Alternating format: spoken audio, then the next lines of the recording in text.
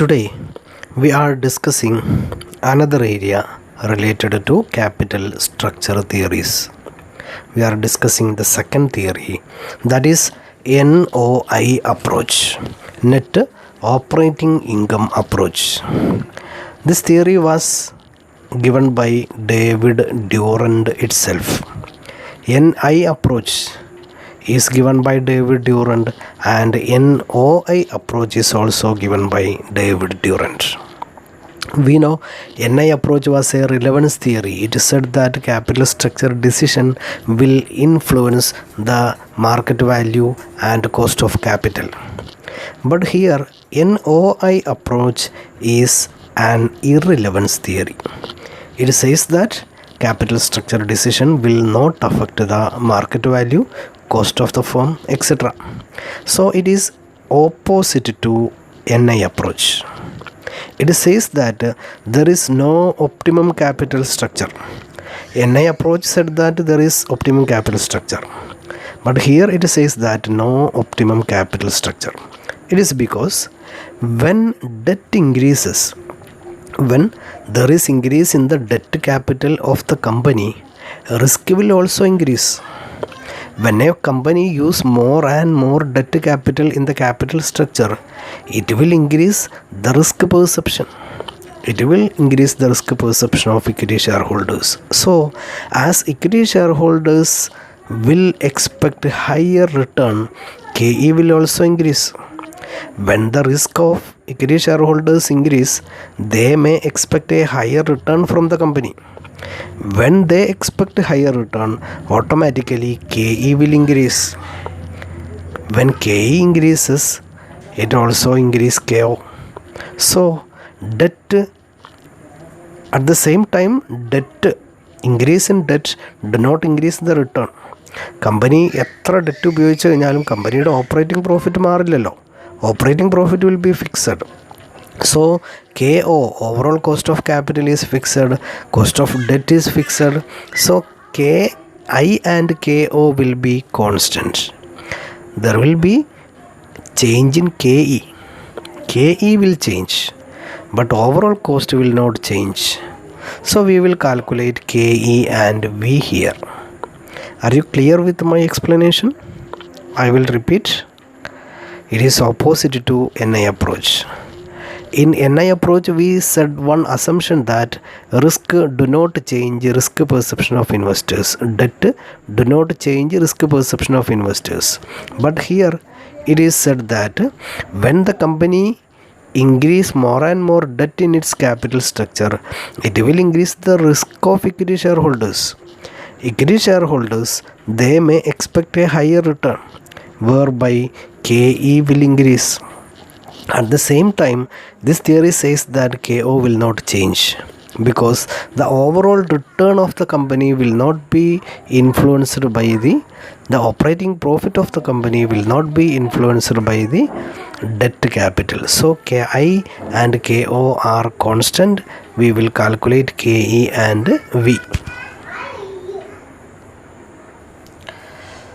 Assumptions. One assumption is KI and KO are constant. In case of NOI approach, cost of debt capital will be constant and also overall cost of capital will be constant because the overall cost of capital is calculated based on EBIT, that is operating profit.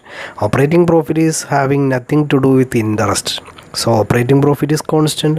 So KO will be constant, KI will be constant. Okay, we calculate S. S means value of equity as the residual amount by deducting debt from total value. S is equal to V minus B, that is value of equity is equal to total value of the company minus value of debt. Next assumption is no corporate tax. This is common. Then another assumption is KI less than KO. Here KI will be the straight line below the KO line. So KI will be less than KO. Overall cost നേക്കാൾ കുറവായിരിക്കും interest. And 100% DP ratio. Dividend payout ratio 100%. Then നമ്മൾ നേരത്തെ പറഞ്ഞ NI അപ്രോച്ചിൽ ഒരു assumption ഉണ്ടായിരുന്നു, ഡെപ്റ്റ് do not change risk perception of investors. ഇവിടെ ആ അസംഷൻ ഇല്ല. കാരണം ഇവിടെ ഈ തിയറിയുടെ സ്റ്റാർട്ടിംഗ് പോയിൻ്റ് തന്നെ ആ അസംഷനുമായി ബന്ധപ്പെട്ടാണ്. ആ അസംഷൻ പറയുന്ന പോലെ ഡെറ്റ് കൂടുന്നതിനനുസരിച്ച് റിസ്ക് മാറില്ല എന്നല്ല, പകരം here when the debt capital increases, it increases the risk perception of investors and they expect higher return. KE കൂടി വരുമെന്നാണ് പറയുന്നത്. ഇവിടെ ഈ ഗ്രാഫിൽ നോക്കുക, KI കോൺസ്റ്റൻ്റ് ആണ്, KO കോൺസ്റ്റൻ്റ് ആണ്. ലിവറേജ് കൂടുന്തോറും KEയുടെ ലൈൻ ഇങ്ങനെ ഇൻക്രീസ് ചെയ്ത് വരും. കാരണം ലിവറേജ് കൂടുന്തോറും ഇക്വിറ്റി ഷെയർ ഹോൾഡേഴ്സിൻ്റെ റിസ്ക് പെർസെപ്ഷൻ കൂടും. അതുകൊണ്ട് തന്നെ അവരുടെ റിട്ടേൺ എക്സ്പെക്റ്റേഷനും കൂടും. They will expect higher return, so KE will increase. Okay, these are the equations here we have to calculate. One is V, value of the firm. We have already mentioned in the last equation. In the last equation, KO is equal to EBIT divided by V. തിരിച്ചിട്ട് കഴിഞ്ഞാൽ V is equal to EBIT divided by KO. Then KE is calculated using the equation. We already know that KE is equal to EBITയിൽ നിന്ന് interest less ചെയ്യുക, EBIT minus I divided by S. S means value of equity. Then S is equal to, ഇതാണ് ഇതിൻ്റെ ഈ തിയറിയുടെ ഒരു പ്രധാന ഭാഗം. S is equal to V minus B. Value of equity is equal to total value of the firm minus value of debt. So we can also give one more equation, KE is equal to EBIT minus I divided by Sന് പകരം നമ്മൾ V minus B എന്നും ഉപയോഗിക്കാം അല്ലേ. KE is equal to EBIT minus I divided by S ആണ്, Sന് പകരം നമുക്ക് V minus B എന്ന് കൂടി ഉപയോഗിക്കാം. These are the equations to be covered under NOI approach. Okay, let us go through one problem.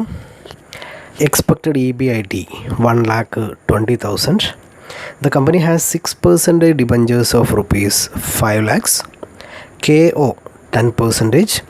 Find V, value of the firm, and KE, cost of equity as per NOI approach. We know here V can be calculated using the equation V is equal to EBIT divided by KO. Okay, V is equal to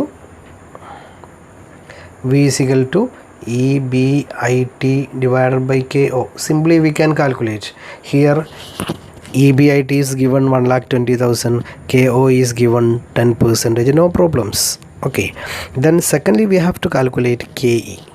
To calculate KE, firstly we have to identify the value of equity.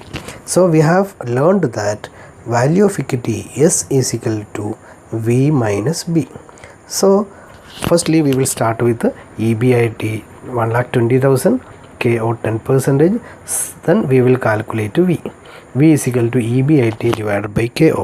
That is 1,20,000 divided by 0.10 or 1,20,000 divided by 10 into 100. Whatever it may be, the amount will be 12 lakhs. Okay, then less debentures. From the value of total value we have to deduct B. B means debt. Debt here is 5 lakhs. So we will deduct 5 lakhs. Then the balance amount of 7 lakhs will be S. S is the value of equity. Then if we get the value of equity, then we can calculate KE. Here V and KE is asked with.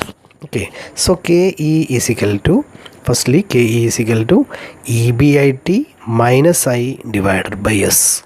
Okay, here EBIT is 1,20,000 and I here is, I means interest. Interest is 6% of 5 lakhs. 6% into 5 lakhs is equal to 30,000. Okay, 1,20,000 divided minus 30,000 divided by S. S is 7 lakhs. So 1,20,000 minus 30 is equal to 90,000 divided by 7 lakhs. 90,000 divided by 7 lakhs into 100 വേണമെങ്കിൽ ഉപയോഗിക്കാം. is equal to, ഒരിക്കലും 10% വരില്ല. It will be 90 divided by 7 lakhs into 100. Okay, it will be 12.85. I think it will be, the answer is 12.85.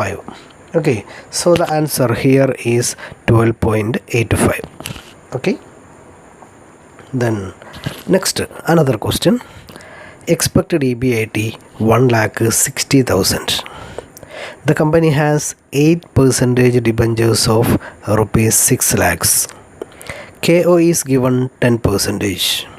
Find V and KE as per NOI approach. Here you look at this. We need only EBIT value, interest value, debt value, and then KO. Here also we have EBIT, interest value, debt value, and KO. So we have to go through the problem. Firstly, we have to calculate KV. V is calculated EBIT divided by KO. Then from the value, total value, we deduct the value of debt. The balance amount will be equity. Then we find the difference between EBIT and I. Then divide by S. Then we will get the value of KE. Okay, this is what is NOI approach. Okay, thank you.